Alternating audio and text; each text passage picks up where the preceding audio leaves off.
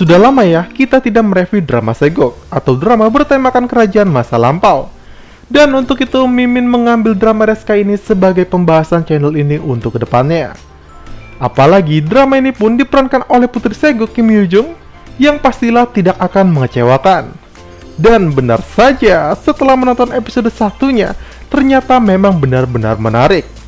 Pada awalnya Mimin yang membaca sinopsisnya merasa kalau drama ini akan biasa saja karena bercerita tentang seorang pelukis buta dan seorang wanita yang nantinya akan saling mencintai.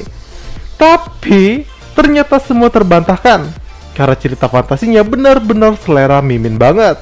Seperti halnya berbau mitologi para dewa dan iblis yang saling berciteru. Lalu pada episode 1 ini Mimin masih belum bisa berkomentar banyak kalau membicarakan akting para tokoh utamanya.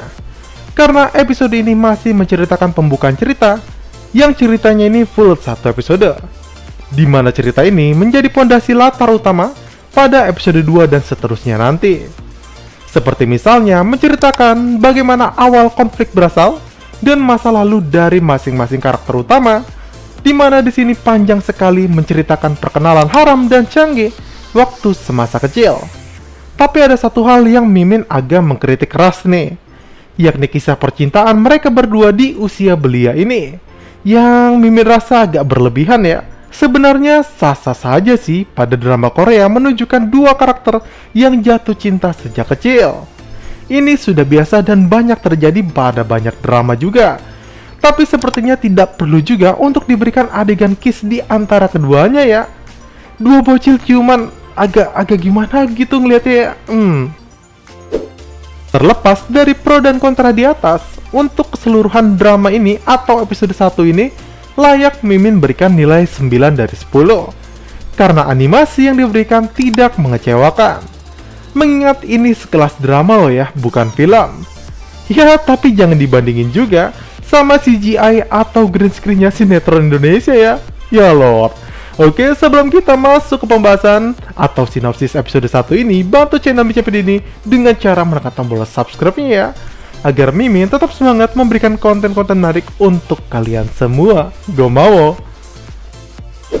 Cerita diawali dengan narasi yang menceritakan kalau dulu dunia manusia sangat harmonis bersama para dewa yang hidup dalam satu tubuh, yakni tubuhnya Dewa Samsin. Dewa tersebut adalah dewa kelahiran, dewa kematian, dan dewa penyeimbang antara hidup dan mati.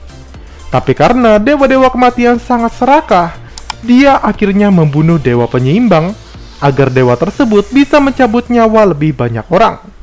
Sampai suatu saat ada seorang wanita yang sakit hati karena kekasihnya tewas akibat ulah dari dewa kematian, alias iblis ini. Wanita itu pun melukis iblis tersebut dan berdoa kepada Samsin. Lalu Samsin pun membantunya dengan menyegel iblis dalam lukisan tersebut. Selesai narasi, Shin memasuki masa kerajaan Raja Yungjong. Dan raja ini mendapat kekuasaan untuk memerintah kerajaan berkat bantuan iblis yang ada pada tubuhnya. Tapi karena ia sudah tua dan akan mewarisi tahtanya, dia tak ingin iblis yang menciptakan banyak sekali perang menurun ke anaknya putra mahkota Sungjo. Oleh sebab itu, ia mengadakan ritual dengan bantuan pendeta kerajaan dan juga dukun yang nantinya akan menyegel iblis di tubuhnya di dalam sebuah lukisan. Nah, lukisan yang dipakai ini ialah lukisan yang dibuat oleh Eun-oh, di mana pria ini adalah ayah dari tokoh utama wanita kita Chun-ki nantinya. Yang ketika itu, Chun-ki baru saja lahir ke dunia di tengah altar para dewa, karena ibunya sedang berdoa untuk suaminya yang sedang melukis. Saat itu bayi Chun-ki hampir saja mati karena kawanan serigala hendak memakannya. Tapi beruntung Dewa Samsin yang memiliki berkat kelahiran datang untuk menyelamatkannya. Karena toh Chun-ki ini seolah-olah anak terpilih yang memiliki kekuatan magis walaupun dirinya buta. Shin kembali ke altar penyegelan iblis dan kini iblis berhasil dikeluarkan dari tubuh raja.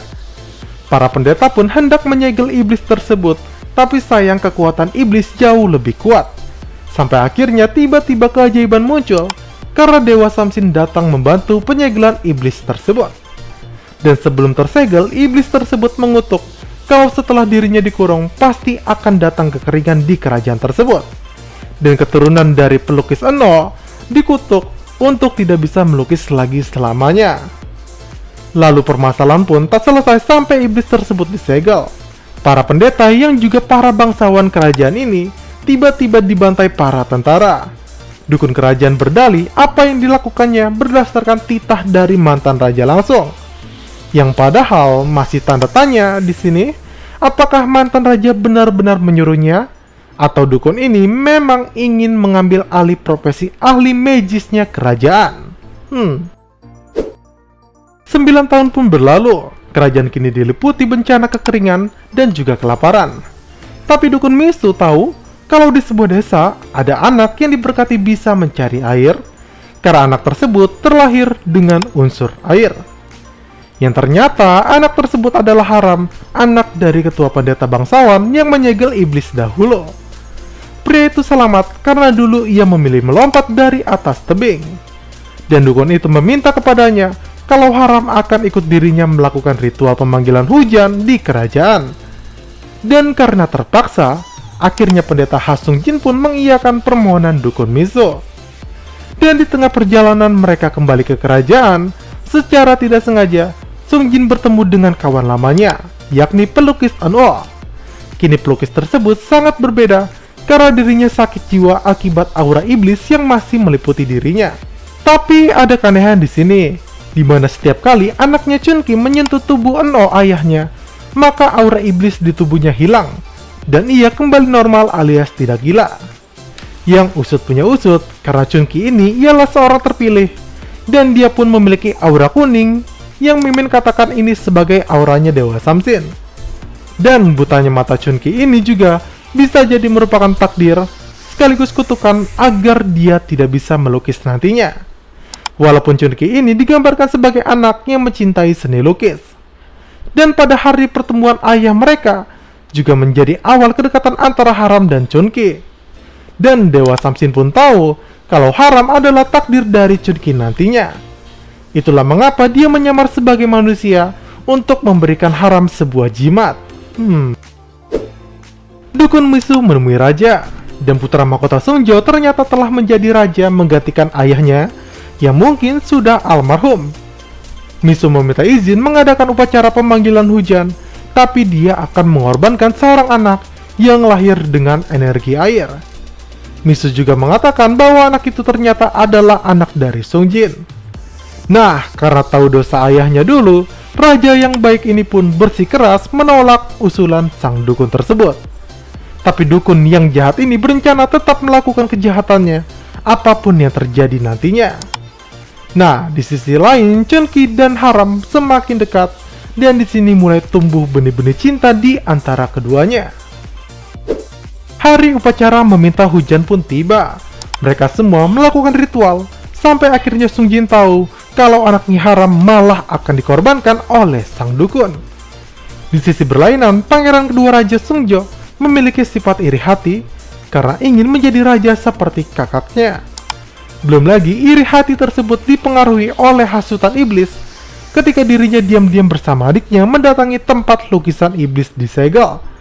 Dan bodohnya, akibat hasutan iblis tersebut, pangeran ini malah melepaskan iblis dengan cara membakar lukisannya. Iblis itu pun langsung segera pergi ke upacara pemanggilan hujan karena dia sudah mengincar Haram yang sedang dikorbankan. Lalu tiba-tiba petir menyambar hingga membuat Haram terjatuh ke dalam danau. Dan sebagai takdir rupanya di sisi lain, Chunki juga tercebur ke dalam danau.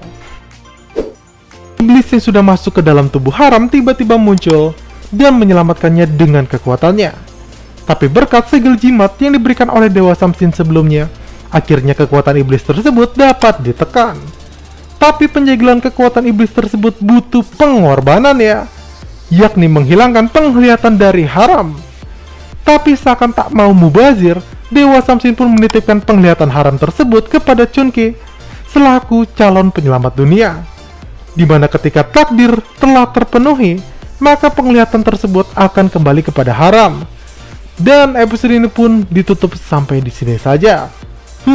Gimana menurut pendapat kalian? Menarik bukan?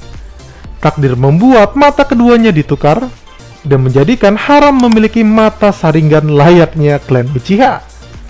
Apa judulnya diganti aja ya? Jadi klan Uchiha atau mata yang tertukar?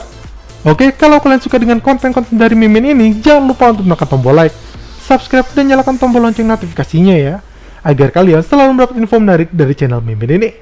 Saya Mimin Chandra pamit, see you, sahabat Micapedia.